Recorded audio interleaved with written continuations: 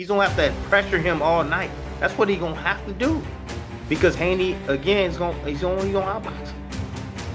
Too tactical, too clever, too smart. Just fought at a high level. He's been here before, he's not spooked.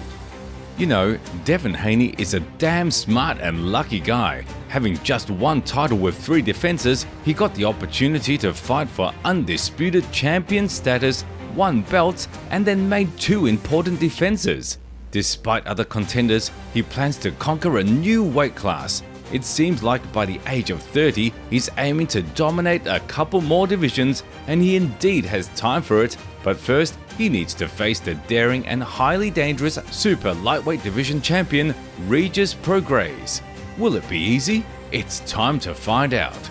Friends, today's video will be dedicated to the technical analysis of the Haney-Prograis fight. Don't forget to like and comment with 4 words, and also subscribe to never miss new videos.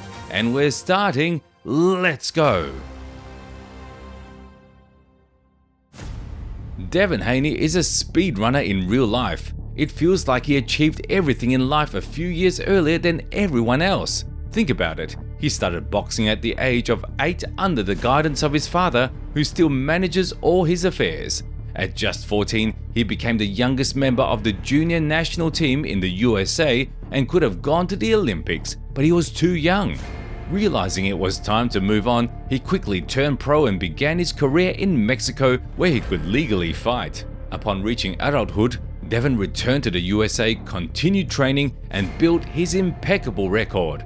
At 21, Haney first held a title from one of the major organizations and then defended it against many dangerous veterans. Just 2.5 years later, he easily defeated the reigning champion in 3 versions, George Kambosos, and became the youngest undisputed champion in history, almost reaching a record of 30-0. With the overwhelming success came new high-class opponents, among whom Vasily Lomachenko stood out.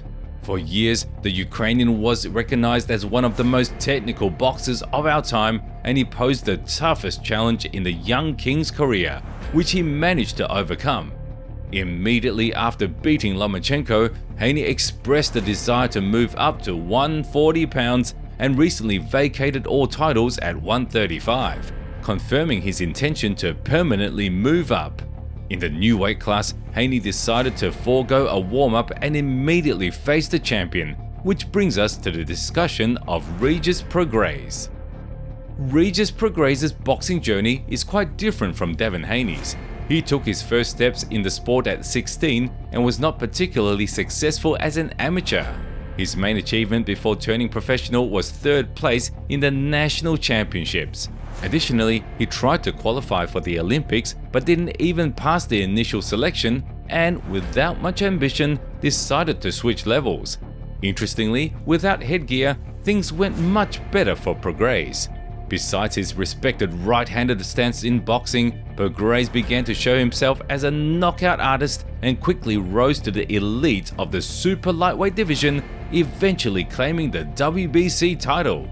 Prograis' rise coincided with the start of the 2nd season of the Boxing Super Series, in which the 140-pound division was featured, and consequently all its champions. After securing 2 convincing victories early on, Prograis did not perform well in the final stages and lost to Josh Taylor by the majority decision. 4 years have passed since then, during which Prograis has had 5 fights and regained a title, which he now has to defend against the most challenging opponent in his career. It's time to discuss the skills of these guys. Technique. Watching Haney in action, I unexpectedly found myself thinking that his style closely resembles that of a snake, not a venomous and deadly cobra or a black mamba that kills with a single strike. The dream resembles a python the most. Similar to the hunting tactics of this ruthless predator, each of Haney's performances follows a script. Slow approach to the target from ambush, gradual encirclement, and then strangulation with no chance of escape. Now, let's see how all of this looks in the ring. Devin calmly starts the first segment, takes time for reconnaissance and probing, measures up, and almost doesn't strike. At this point, the bloodthirsty audience often starts to murmur, but gradually the discontent subsides as the champion gets down to business. Using his size and physical strength in clinches, Devin subtly forces his opponent out of the center of the ring, bombarding him with precise jabs. The work of the Dream's lead hand looks simply magnificent and is often impervious to counterattacks, leaving retreat or clinching as the only options. At this moment, the python surrounds its prey and proceeds to the third and most crucial stage, execution. Once Haney feels he has control, he engages his rear hand, delivering perfectly timed straight punches. I believe I won't be lying if I say that 80% of Devin's attacks with the right hand are straight, as they are the fastest and most accurate. It may seem like nothing supernatural, jabs, straights, and footwork, but how effective? Until today, only Jorge Linares and Vasily Lomachenko have been able to withstand such straightforward yet slippery technique, and even they succumb to unanimous decisions. Can Regis boast of something similar? ʻriːdʒɪs technique can't be called classical even generously, and some experts might even label it awkward and unviable. However, let's break it down and understand why this guy continues to win. As strange as it may sound, Regis primarily uses his shoulders and torso in his fights, continuously swaying and jerking them in different directions. These micro movements create the illusion that Prograis is preparing to strike or dive somewhere, keeping the opponent constantly on edge and pushing them into ill-considered attacks. And ʻriːdʒɪs achieves exactly that. Just a slight feint and a powerful left hand strikes in response, after which the fighters return to their starting positions unless it was a knockout blow. Dodging Prograis' attack is very challenging, and most opponents simply can't do it because the champion, while not possessing very high speed, can boast excellent timing and natural reflexes. These qualities help him avoid punches even with his hands down. Prograis doesn't use his lead hand much as he focuses on delivering one powerful blow, but there are moments when the opponent refuses to react to his feints. It's in these moments that Prograis activates his jab, actively prompting the opponent to attack, and then it follows the scheme. Attacked, missed, and took a hard hit. It all looks as if we have an almost perfect boxer in front of us, but in reality, talents have been found who managed to rattle Prograis' nerves. We'll talk more about how to achieve this a bit later. For now, let's compare the stamina and mentality of these guys. Stamina and mental toughness. In recent years, Haney has been consistently fighting in 12-round title bouts. Since 2019, the Dream has never heard the announcement of the results before 36 minutes into the fight, always emerging victorious. This tells us only two things. Those who seek knockouts shouldn't watch Haney's fights, and he has an inexhaustible gas tank. In reality, if Haney couldn't boast an intense cardio regimen, he wouldn't be winning his fights. Yes, his style is monotonous, but it's also highly intensive, demanding more strength with each round. Only a few can operate in such a manner, emphasizing his uniqueness. There are slightly more questions about Prograis' stamina, if only because 80% of his fights end at most by the 6th round. In matches that went to decision, Prograis didn't look his best, although this is more likely due to his opponents than any cardio issues. If we think about it, ʻriːdʒɪs doesn't need phenomenal stamina as his style is based on a different foundation. But what will happen when Haney increases the pace and starts bombarding his opponent with countless strikes is something we can't predict. There's a slight X factor in terms of stamina in this fight since the champion is fighting in a new weight class for the first time, but I don't think it will greatly impact his work rate. So in terms of cardio, I give the edge to Devin. Psychology is a delicate matter, and unfortunately, we don't have any insider information regarding the boxer's mindset. However, based on what I've seen, I can say that mentally, Haney is much better prepared. In all pre-fight interviews, Prograis is quite restless, drawing attention to himself and trying to portray how perfectly he fits the role of the executioner for Devin. The Dream, on the other hand, brushes off all these claims and simply waits to enter the ring. Of course, Prograis is trying to hype up the fight as much as possible, earning the attention he rightfully deserves, but there's an underlying nervousness and tension in all his actions that unsettles me.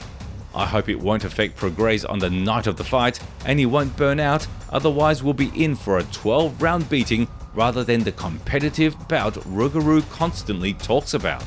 The mental advantage is on Haney's side.